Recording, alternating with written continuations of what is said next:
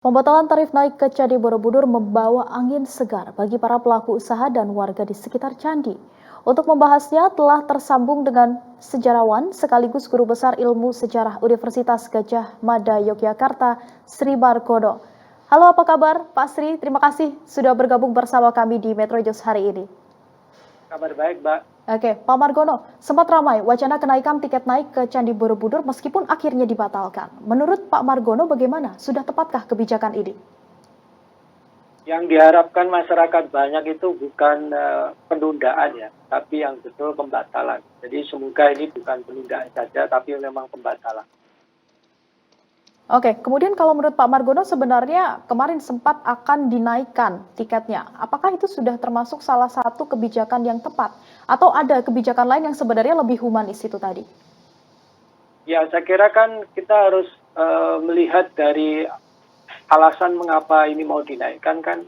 Sebetulnya itu sudah ada warning dari UNESCO bahwa candi yang umurnya sudah 1000 tahun itu secara fisik sudah nggak mampu menahan pengunjung yang begitu banyak. Ya. Menurut penelitian, Borobudur itu hanya mampu menahan antara 100 sampai 200 orang dalam waktu yang sama.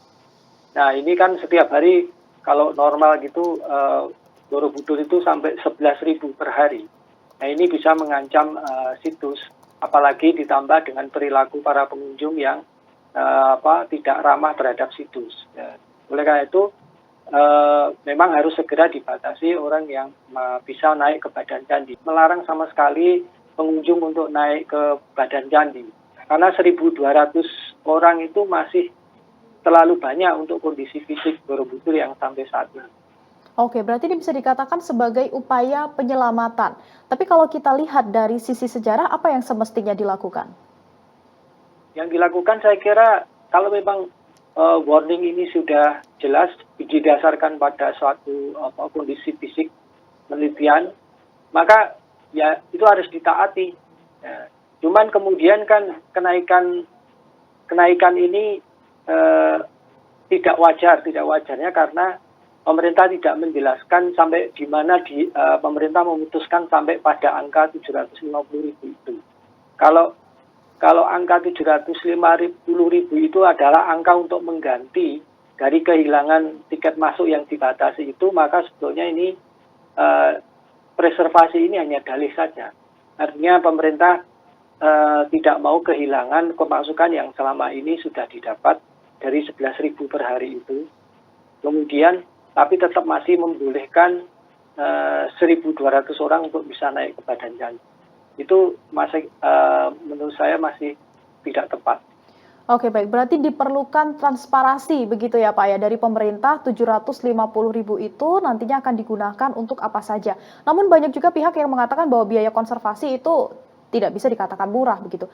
Kemudian kalau Pak Margono sendiri melihat apakah tidak sebaiknya Candi Borobudur ini ditutup saja sementara mungkin kita bisa melihat ketika tahun 1980-an ketika konservasi atau pembenaran Candi Borobudur besar-besaran itu dilakukan. Apakah mungkin itu adalah jalan yang mungkin bisa menjadi salah satu alternatif begitu Pak?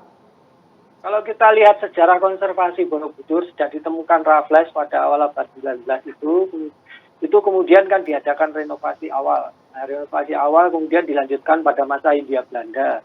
Itu semua yang biaya kan pemerintah kolonial Belanda. Pada masa kemerdekaan renovasi besar-besaran kan pada masa Soeharto itu yang membiayai juga UNESCO. Jadi biaya-biaya besar yang besar sekali itu umumnya dibiayai bukan oleh pemerintah Indonesia, tapi dari luar negeri dan dari fondasi-fondasi seperti UNESCO itu. Nah, sementara untuk perawatan rutinitas saja pemerintah itu mengeluarkan pembiayaan seperti ini. Dan ini sebagai sebuah heritage yang sudah diakui sebagai World Heritage, tentu saja sebetulnya kalau memang dibutuhkan renovasi yang besar itu bisa dimintakan kepada UNESCO atau lembaga-lembaga lain yang bertanggung jawab terhadap heritage ini. Dan penutupan itu sudah sangat urgen karena memang kondisi fisiknya memang sudah tidak memungkinkan. Jadi masih memberikan toleransi 1.200 orang untuk naik candi dengan memaksa membayar 750 itu pun tidak akan menyelesaikan masalah. Oke, karena urgensinya dari kondisi Candi Borobudur sendiri rupanya saat ini sudah cukup mengkhawatirkan begitu ya Pak Margono. Baik, kita akan lanjut setelah jeda pariwara. Jangan kemana-mana pemirsa, tetap bersama kami di Petrojus.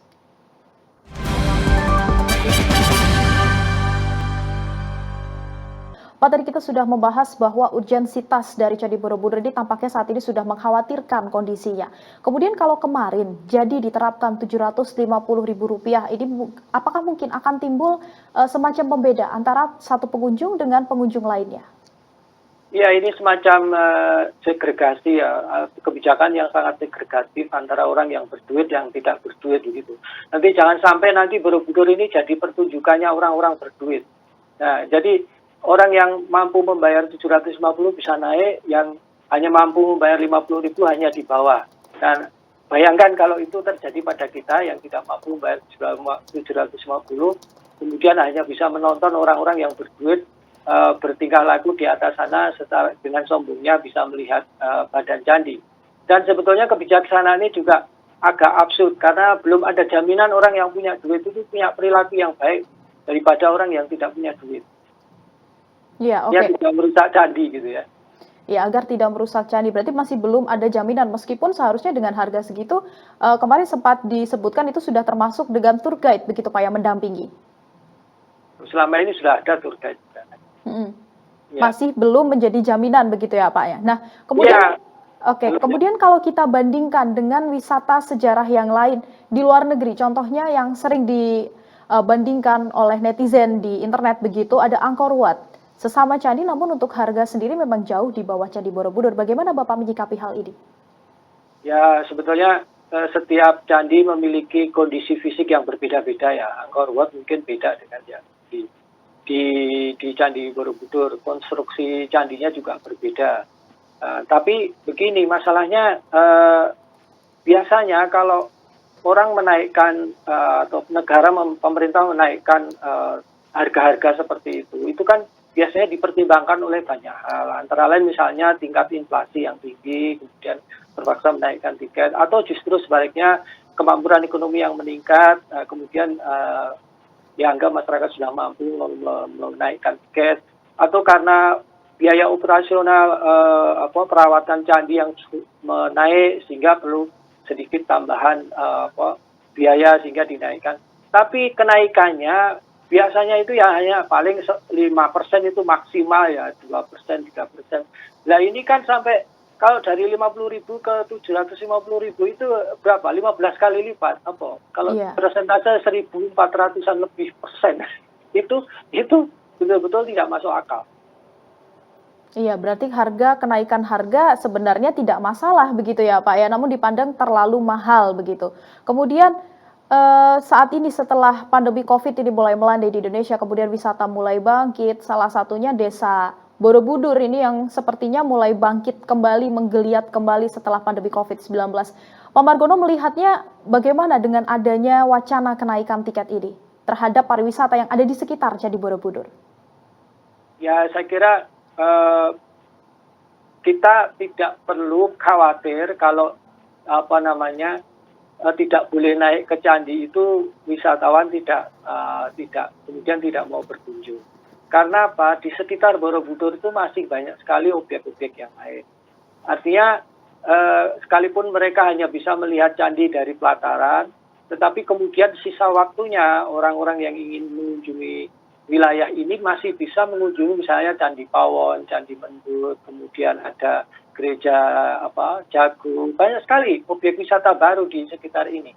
Jadi kalau memang dalihnya untuk preservasi itu nggak relevan sekali dengan menaikkan tiket itu, karena ancaman utama dari Candi Borobudur adalah perilaku dari pengunjung yang naik ke badan pesawat dan badan Borobudur Candi, dan perilaku atau beban yang harus ditanggung oleh candi itu yang terlalu berat gitu. Jadi mau tiketnya mau 10 juta sekalipun, tapi kalau masih ada diperbolehkan naik ke badan candi, permasalahan utamanya nggak terselesai, Mbak. Berarti yang harus diperbaiki adalah sikap begitu ya, perilaku dari wisatawan tersebut? Betul, selain juga kalau memang ditemukan persoalan fisik candi itu yang harus difikskan dulu. Itu kan ada penelitian bahwa sekarang ini kondisi tanah Candi Borobudur itu ambles gitu ya. Jadi karena tidak mampu menahan beban itu. Nah, itu kenapa tidak difokuskan ke sana? Oke, berarti harus diperbaiki terlebih dahulu dari perilaku wisatawan, kemudian juga berarti masih memerlukan banyak penelitian begitu ya Pak ya, sebelum menentukan harga 750.000 tersebut. Ya betul Mbak. Yang satu lagi yang penting menurut saya harus diingat Candi Borobudur ini. Oke, baik. Sepertinya kita ada kendala teknis, pemirsa. Baik, tidak apa-apa. Namun yang dapat diambil adalah bahwa naiknya harga dari tiket Candi Borobudur ini sebenarnya bukan suatu masalah yang utama. Yang terpenting adalah memperbaiki perilaku dari wisatawan yang terkadang masih belum peduli dengan peninggalan-peninggalan sejarah yang masih usianya ini sudah sangat tua, kemudian juga perlu konservasi, kemudian juga perlu penelitian lebih lanjut mengenai kondisi fisik dari Candi Borobudur tersebut sebelum menentukan kenaikan harga tiket karena pastinya akan berdampak juga terhadap masyarakat wisata di sekitar Candi Borobudur. Jangan kemana-mana pemirsa, kami akan kembali seusai jeda.